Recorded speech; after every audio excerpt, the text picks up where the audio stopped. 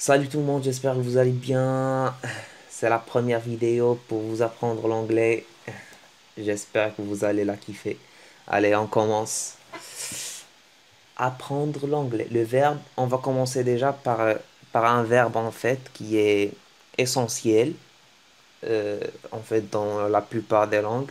C'est le verbe avoir. En anglais, to have. En fait, to, to, ça vient en fait toujours, c'est l'infinitif. Ça vient pour désigner l'infinitif. Ça veut dire have, ça veut dire avoir. Et pour le mettre à l'infinitif, on rajoute to. Ça se prononce to. To have. Have. Le A, en fait, ça donne un son comme have. C'est pas have. On dit pas have. Have. To have. To have. Ça veut dire avoir. Au présent. Allez, on commence. J'ai, on dit en anglais, I have. I have. Euh, en fait, en ce qui concerne, pardon, l'accent, bah, même moi, en fait, euh, en parlant français, en fait, j'ai un accent. Je pense que je prononce bien à mes yeux. Je pense que je prononce bien les choses, mais pour les francophones, les Français, bah, ils me disent que j'ai un accent, donc bah, je l'ai. Ils vont le sentir mieux que moi.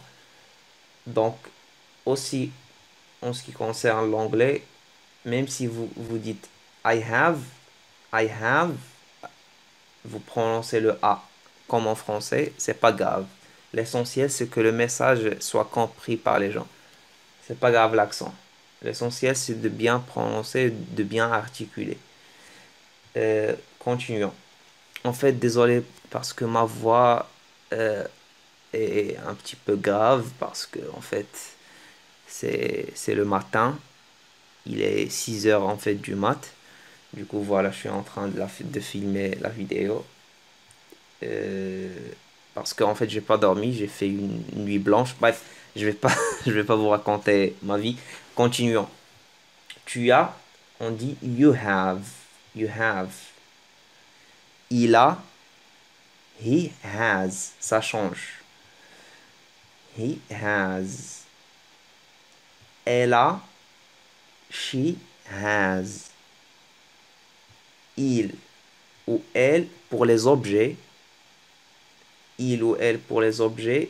euh, En français, ça n'existe pas, mais en anglais, il y a un pronom personnel euh, qui est, qui est fait en fait, qui est inventé pour les objets. C'est it. Et j'ai déjà en fait expliqué ça dans une vidéo précédente. It has. It has. Ça veut dire, par exemple, un chien. On dit un chien, il a des yeux, par exemple. Le chien a des yeux ou il a des yeux. Pour un chien, on va dire it. It. It has. Mais en fait, il y a des gens dans le langage familier, pour un chien, pour les objets, ils mettent il ou elle. Ils mettent he ou she. Même si pour les objets, ils utilisent he et she. On. On a. On a, on dit we have. We have. We have. On a ou nous avons. We have. Vous avez. Vous avez. You have. Juste un truc. En fait, en anglais, il n'y a pas de vouvoiement, il n'y a pas de tutoiement. Il n'y a pas de vouvoiement. Le tutoiement, il n'y a que toi. Il n'y a que toi. Pour vous, c'est quand tu t'adresses à plusieurs personnes, tu dis vous. Mais pas pour une seule personne, pour là vous voyez, tu dis vous. Non, ça n'existe pas. Ça existe que, je pense, euh, qu'en anglais, qu'en français, en espagnol, en italien, je pense. Pas pour les autres langues. Même en arabe, ça n'existe pas. En marocain, ça n'existe pas. Bref, continuons. Ils ont, they have. Ils ont, they have. Elles ont, they have. C'est comme au marocain en fait. Il y a un seul prénom, pronom personnel, pardon, et un seul pronom personnel pour désigner plusieurs femmes ou plusieurs hommes. Comme au marocain. They, pour les femmes et pour les hommes. They have. Ils ont ou elles ont. They have. C'est tout, je pense que c'est tout pour cette vidéo. Je vais m'arrêter là. Pour les exemples par exemple euh, d'autres cas d'utilisation parce que j'ai pas voulu en fait rentrer dans les détails. Je vais laisser en fait cette vidéo courte et vu que c'est la première vidéo et que et que on débute, du coup, je veux pas compliquer les choses.